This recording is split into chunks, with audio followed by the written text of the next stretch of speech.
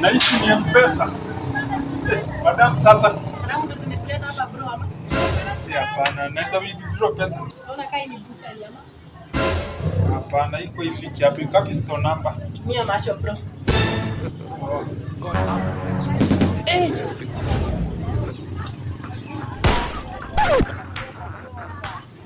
Nisha withdraw kwa chuoni, si unipe hivyo mimi niende.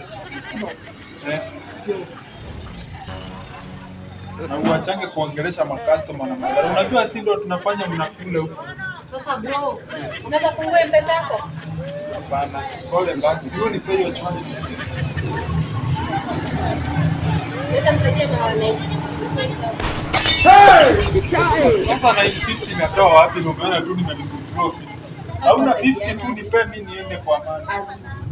Kuna dhao. Tutasaidiana aje? Na sasa ungeniambia mapema.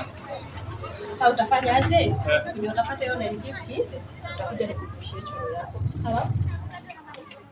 Sawa. Asante.